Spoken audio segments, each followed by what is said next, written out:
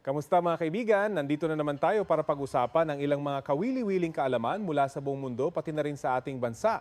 Tara, simulan na natin. Tingnan mo ang bill mo sa kuryente ngayong buwan o alalahanin ang sakit sa bulsa nang makita mo ang mabilis na pag-ikot ng metro sa gasolinahan kaninang umaga. Huwag mo munang ilipat ang channel dahil ngayon hindi tayo mag-uusap tungkol sa malalayong mapa ng geopolitics. Pag-uusapan natin kung bakit unti-unting nauubos ang laman ng pitaka mo araw-araw dahil sa pinakamalupit na butterfly effect ng ika-21 siglo. Hindi lang ito tungkol sa pamasahe o gas papunta sa trabaho araw-araw. Ito yung presyo ng ticket sa eroplano para sa family trip nyo na biglang naging 1.5 beses ang mahal. Ito yung shipping fee sa Shopee at Lazada na biglang tumaas ng sobra. Ito yung presyo ng bawat aling gulay at isda sa palengke na sumipa pa itaas. Lahat ng hawakan mo, lahat ng serbisyong gamitin mo ay tahimik na pumapasan sa isang invisible tax o nakatagong buwis. At ang pinagmulan ng buwis na ito ay nasa isang maliit na kipot na libu-libong milya ang layo mula sa atin. Ang hindi nakikitang sinulid na nakatali sa pitaka ng isang ordinaryong Pilipino sa Maynila papunta sa isang bottleneck sa Middle East ay walang iba kundi ang Strait of Hormuz. Kapag tumaas ang tensyon at nanganib ang daloy ng enerhiya rito, hindi lang isang lokal na krisis ang haharapin ng mundo. Para itong isang main artery o pangunahing ugat ng pandaigdigang ekonomiya na sinakal na nagiging dahilan para huminto ang pagbomba ng dugo o ng fuel supply sa mga mahalagang bahagi ng katawan. Baka iniisip mo, di magsara yung kipot, pakialam ba natin sa kanila? Ang daming pinoproduce na langis ng Amerika, tayong nasa Asia, may iba naman tayong suppliers, di ba? Kaya natin to. Isa itong napakakaraniwan at napakadelikadong maling akala. Ang totoo, sa modernong ekonomiya, walang kahit isang bansa ang pwedeng magsara ng pinto at mag-isa sa pag-supply ng sarili nilang enerhiya nang hindi nagbabayad ng napakamahal na halaga. Ang konsepto ng absolutong energy independence ay isa lamang ilusyon. Imagine mo ang global oil market bilang isang higanteng swimming pool. Kahit saang sulok ka pa maglagay ng straw para sumipsip ng tubig, bababa pa rin ang kabuuang water level ng buong pool kung may kukuha ng 20% ng tubig nito. Ang langis ay isang kalakal na tinitinda sa isang globalized market. Ang halaga nito ay hindi nakadepende kung saan mo ito hinukay, kundi sa kabuuang supply at demand ng buong mundo. Iyan ang dahilan kung bakit ang Amerika, kahit na silang pinakamalaking oil producer sa mundo ngayon at napakakonti lang ng direktang inaangkat mula sa Middle East, ay maghihirap pa rin kung ma-blockade ang Hormuz. Kapag nawala ang 20% ng global supply, mag-aagawan ng ibang bansa para bilhin ang natitirang langis sa merkado. Ang panic na ito ay agad na magpapataas sa presyo ng global crude oil at mapipilitan pa rin ang mga Amerikanong consumer na bumili ng gasolina sa napakamahal na presyo. Gaano ba talaga kahalaga ang Strait of Hormuz? Matatagpuan sa pagitan ng Oman at Iran, ito ang nag-iisang daanan ng tubig na nagkokonekta sa Persian Gulf papunta sa Open Ocean. Sa pinakamakipot nitong bahagi, nasa 33 kilometro lang ang lapad nito. Pero dahil ang lalim ng tubig na sapat para madaanan ng mga supertanker ay nasa 3 kilometro lang kada direksyon, lumilikha ito ng isang perpektong bottleneck. Isang napakasensitibo at mahinang choke point sa anatomy ng pandaigdigang ekonomiya.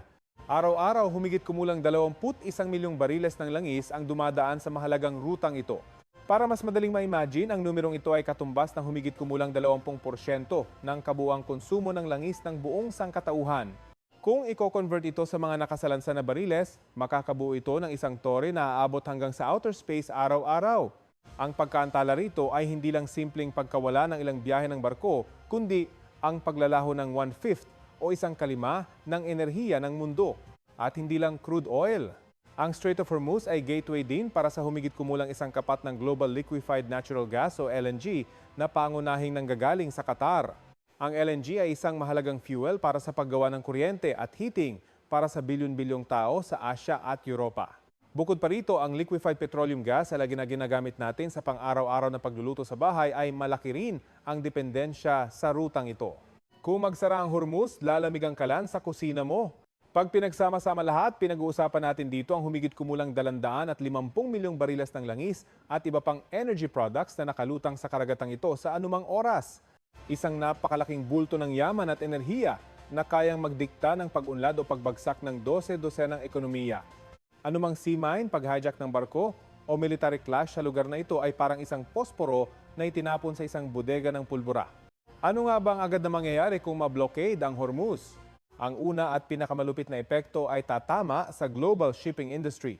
Nasa 70% ng mga kalakal sa mundo ay idinadaan sa karagatan. At ang mga dambuhalang container ships na ito ay hindi tumatakbo gamit ang tubig. Gumagamit sila ng espesyal na fuel na tinatawag na bunker fuel, isang byproduct na direktang nire-refine mula sa crude oil. Kapag biglang bumagsak ng 20% ang supply ng crude oil, hindi lang tataas ng bahagya ang presyo ng bunker fuel. Hinuhulaan ng mga supply chain experts na maaring dumoble o maging triple pa ang presyo nito sa loob lamang ng ilang araw. Ang gasto sa fuel ay madalas na bumubuo sa kalahati ng kabuuang operating cost ng isang biyahe sa barko. Kapag dumoble ito, agad na ipapasa ng mga shipping lines ang buong pasaning ito sa freight rates o shipping fees na binabayaran ng mga negosyo. Hindi lang mas mahal, ang pagsasara ng Hormuz ay magpipilit din sa mga oil tankers mula sa Persian Gulf na maghanap ng ibang ruta o maghintay ng walang kasiguraduhan. May mga backup oil pipelines na dumadaan sa Saudi Arabia o UAE pero napakaliit ng kapasidad nito kaya kayang saluhin lang ang maliit na porsyento ng langis na dumadaan sa kipot.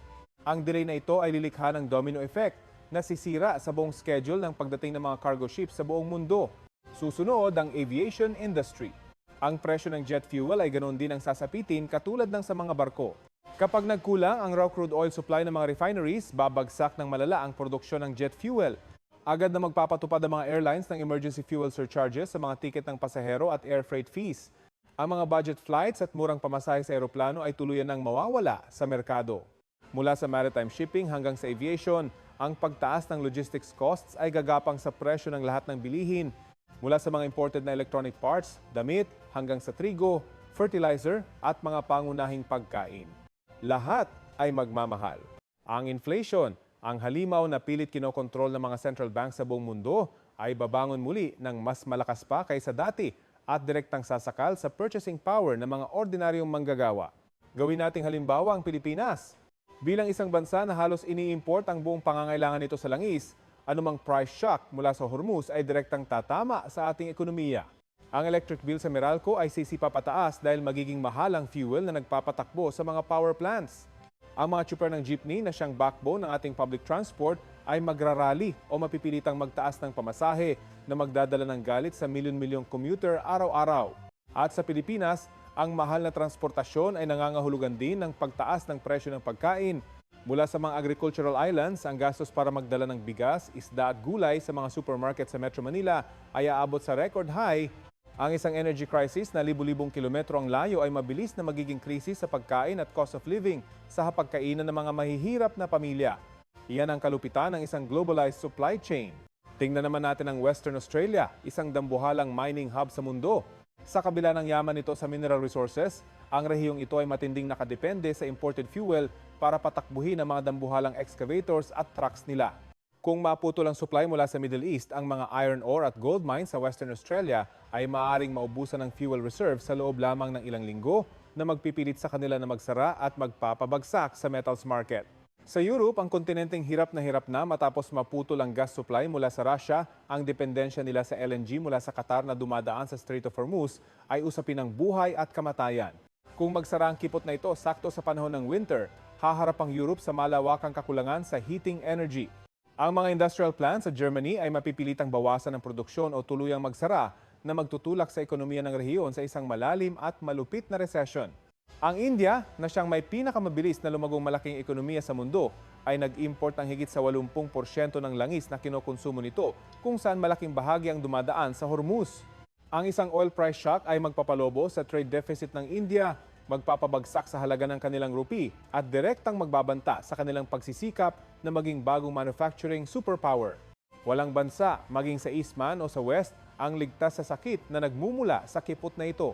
Maraming politiko at policymakers sa Amerika ang madalas pinapakalmang sarili nila na gamit ang kanilang napakalakas na militar, anumang blockade sa Hormuz ay agad nilang madudurog at mareresolba sa loob lamang ng ilang linggo. Umaasa sila na kakayanin ng ekonomiya na pigilan ang hininga nito para malagpasan ang maikling panahong iyon. Pero ito ay isang nakamamatay at inosenteng pananaw kung paano gumagana ang maritime logistics supply chain. Ang ilang linggo para sa shipping industry ay isang sakuna na hindi na mababawi. Magkwenta tayo ng simple. Kung sumara ang kipot ng kahit isang araw lang, 21 milyong bariles ng langis ang maiipit. Kung isang linggo itong sarado, aabot iyon sa halos 150 milyong bariles. Daan-daang supertankers ang mapipilitang mag-angkla at palutang-lutang lang sa karagatan na naghihintay sa wala. Ang langis na ito ay hindi naman kusang naglalaho. Pero para sa market na uhaw sa enerhiya, ang delay na ito ay katumbas ng pagkasunog ng 10 bilyong dolyar araw-araw. Sa pagtaas pa lang ng presyo ng langis ng 20 hanggang 30 dolyar kada bariles dahil sa psychological panic, ang pandaigdigang ekonomiya ay papasan na agad ng dagdag na bilyon-bilyong dolyar na gastos araw-araw. Ang perang ito ay hihigupin mula sa bulsa ng mga consumers at mga manufacturing companies papunta sa bulsa ng mga speculators at ibang oil exporting countries. Isang malupit na wealth transfer sa loob lang ng maikling panahon. Kahit na muling magbukas ang kipot pagkatapos ng 3 linggo, hindi pa rin tapos ang bangungot. Daan-daang barko na naipon ay sabay-sabay na dadagsa sa mga destination ports sa Asia at Europa. Ang mga pantalan ay hindi idinisenyo para i-handle ang ganito karaming bulto ng kargamento ng sabay-sabay. Mangyayari ang matinding port congestion. Ang mga barko ay pipila ng ilang linggo sa laot para lang makapagbaba ng kargamento. Ang supply chain ay magkakaroon ng matinding cardiac arrest. Ang congestion na ito ay nangangahulugan na hindi makakabalik on time ang mga barko para kunin ang mga susunod nilang kargamento. Masisira ang global logistics schedule. Napatunayan na sa kasaysayan noong magkaroon ng blockage sa Suez Canal, ang 6 na araw na pagkaantala ay inabot ng ilang buwan bago nakarecover at bumalik sa normalang supply chain. Ang 3 linggong pagsasara ng Hormuz ay mag-iiwan ng matinding economic scar sa loob ng hindi bababa sa kalahating taon kung saan ang presyo ng mga bilihin ay mananatiling napakataas. Sa pagharap sa panganib na ito, ang gobyerno ng US ay may isang secret weapon, ang Strategic Petroleum Reserve o SPR. Ito ay mga higanteng salt caverns na nasa ilalim ng lupa sa Texas at Louisiana na naglalaman ng daan-daang milyong bariles ng crude oil. Sa senaryo na mablokade ang Hormuz, siguradong iuutos ng Presidente ng Amerika na buksan ang reserve na ito para mag-pump ng dagdag na supply sa market para mapababa ang presyo ng gas sa kanilang bansa at pakalmahin ang galit ng mga botante. Sa pagpapalabas ng milyon-milyong bariles ng langis araw-araw mula sa SPR, umaasa ang US na mapupunan nila kahit papaano ang napakalaking butas na iniwan ng naputol na daloy mula sa Middle East. Ang hakbang na ito ay maaaring magbigay ng panandaliang psychological effect na makakatulong para pigilan ang mabilis na pagtaas ng presyo ng crude oil sa mga international exchanges. Gayunpaman, alam na alam ng mga energy economic experts ang isang masakit na katotohanan. Ang SPR ay parang isang painkiller lang, hindi ito ang gamot na makakapagpagaling. Ang pinakaugat ng problema ay ang maximum withdrawal capacity ng US Strategic Reserve ay nasa mahigit 4 na milyong bariles lang kada araw. Ang numerong ito ay wala pa sa isang kapat ng langis na naipit sa Strait of Hormuz. Kahit ibigay pa ng US ang buong lakas nila, hindi nila kayang punuan ang 21 milyong bariles na kakulangan ng mundo araw-araw. Bukod pa rito, limitado lang ang langis sa kanilang reserve. Kung magtatagal ang krisis, mauubusan ng US ng sarili nilang strategic ammunition. Pinapatunayan ito ang malupit na limitasyon ng kapangyarihan ng gobyerno laban sa mga batas ng free market. Walang kahit anong gobyerno, kahit pa ang pinakamalaking ekonomiya sa mundo, ang may sapat na kakayahan para labanan ang pagkasira ng isang deeply globalized supply chain. Kapag ang physical supply ay totoong nawala, anumang pagprint ng dagdag na pera o pagbubukas ng reserves ay isa lamang desperadong hakbang para i-delay ang isang hindi maiiwasang tsunami ng inflation. Bukod sa physical market, isa pang madugong labanan ang mangyayari sa financial market at derivatives. Ang mga hedge funds kapag nakita nilang may supply shortage ay mabilis ang bibili ng oil futures contracts na magpapalobo sa halaga nito ng mas mataas kaysa sa realidad. Ang financial panic na ito ay lilikha ng isang toxic na positive feedback loop. Habang tumataas ang presyo, mas lalong nagho-hoard ang mga tao at ang artipisyal na kakulangan na ito ay lalo pang magtutulak sa presyo paitaas. Iniilusyon ng iba na ito na raw ang pagkakataon para magningning ang renewable energy na ang kakulangan sa langis ay magtutulak sa mundo na lumipat sa wind o solar power. Ang totoo, ang energy transition ay inaabot ng ilang dekada. Ang kasalukuyang power grid system at ang bilyon-bilyong sasakyan sa buong mundo ay hindi pwedeng lumipat sa paggamit ng baterya overnight. Sa short term at medium term, ang dugo ng pandaigdigang ekonomiya ay langis pa rin. Ang economic shock na ito ay lalo pang magpapalalim sa agwat ng mayaman at mahirap sa buong mundo. Ang mga mayamang bansa sa West ay pwedeng mag-print ng pera para isubsidize ang enerhiya ng mga mamamayan nila kahit patiisin nila ang inflation. Pero ang mga developing countries sa Asia, Africa at Latin America ay itutulak sa bingit ng pagkalugi. Wala silang sapat na foreign currency para mag-import ng mahal na fuel na magreresulta sa mga rolling blackouts, pagsasara ng mga pabrika at pagsiklab ng mga social riots. Kaya naman nakita na natin ang buong larawan.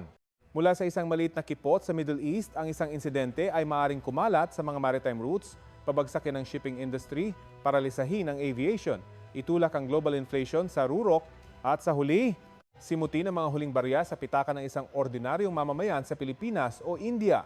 Hindi ito science fiction. Ito ang anatomy ng modernong ekonomiya kung saan tayo nabubuhay. Dahil sa pagiging marupok na ito, ang pagpapanatili ng freedom of navigation security sa Strait of Hormuz ay hindi lang internal issue ng mga bansa sa Gulf, kundi isang usapin ng buhay at kamatayan para sa buong sangkatauhan. Ang mga world superpowers, sa kabila ng kanilang pagkakaiba sa ideolohiya o geopolitics, ay may isang pagkakatulad. Walang sino man ang gustong makita ang pagbagsak ng global trade system. Ang pagprotekta sa rutang ito ay pagprotekta mismo sa circulatory system ng sibilisasyon ng tao. Gayunpaman, ang potensyal na krisis na ito ay isa ring malakas na wake-up call. Pinapaalalahanan nito ang mga major energy-consuming nations sa presyong kailangan nilang bayaran sa labis na pagdepende sa iisang source at iisang ruta lang. Kahit na ang paglipat sa green energy ay hindi makakaresolba agad sa problema ngayon, ito lang ang natatanging paraan in the long run para maputol ng mga bansa ang kanilang sarili mula sa geopolitical blackmail na dala ng fossil fuels. Kasabay nito, kailangan ding mag-restructure ng global logistics industry. Ang konsepto ng just-in-time supply chain management kung saan dinedeliver lang ang mga kalakal saktong-sakto para makatipid sa storage cost ay nagpakita ng nakamamatay na kahinaan nito sa harap ng mga global shocks. Mapipilitan ng mga negosyo na lumipat sa just-in-case model kung saan tatanggapin nila ang mas malaking gastos para magtayo ng buffer reserves para mapalakas ang kanilang resistensya laban sa mga hindi inaasahang pagkasira ng supply chain. Balik tayo sa electric bill at presyo ng gas mo. Ngayon, naiintindihan mo na ang mga numerong iyon ay hindi basta-bastang lumitaw. Resulta ito ng isang komplikadong equation na kinabibilangan ng geopolitics, shipping freight rates, risk insurance costs, at ang panic ng financial market. Ang pag-intindi sa mekanismong ito ay hindi magpapababa ng bill mo pero makakatulong ito para hindi ka na maging isang bulag na biktima ng sitwasyon. Bilang mga consumers at personal investors, ang pagiging aware sa risks mula sa Strait of Hormuz ay nakakatulong para makagawa tayo ng mas magandang defensive financial plans. Ang pag-diversify ng income streams, pagbuo ng solidong emergency fund, at paglimita sa labis na pagdepende sa consumer debts ang mga pinaka-practical na paraan para protektahan ang sarili nating laban sa tsunami ng inflation na maaaring tumama anumang oras mula sa kabilang dulo ng mundo. Ang ating mundo ay mas magkakakonekta kaysa sa inaakala natin at mas marupok din kaysa sa iniisip natin. Ang isang pagkurap sa Middle East ay maaaring lumikha ng isang economic storm na wawasak sa Southeast Asia, Europe at Americas. Ang kaunlaran na tinatamasa nating araw-araw ay palaging may kasamang systemic risks. Ang pag-unawa sa kalikasan ng mga panganib na ito ang mismong unang hakbang para mabuhay sa isang panahong puno ng pagbabago. Maraming salamat sa pagsama kay Kio sa paghimay ng katotohanang pang-ekonomiya sa likod ng Strait of Hormuz ngayong araw. Kung nakita mong kapakipakinabang ang video na ito na nagbibigay ng malalim na pananaw kung paano gumagana ang mundo, huwag kalimutang i-like, share, at mag-subscribe sa channel na Kawili-Wiling Kaalaman. Mag-iwan ng comment sa ibaba kung paano naapektuhan ng inflation ang iyong buhay. Paalam at hanggang sa muli nating pagkikita sa mga susunod na videos.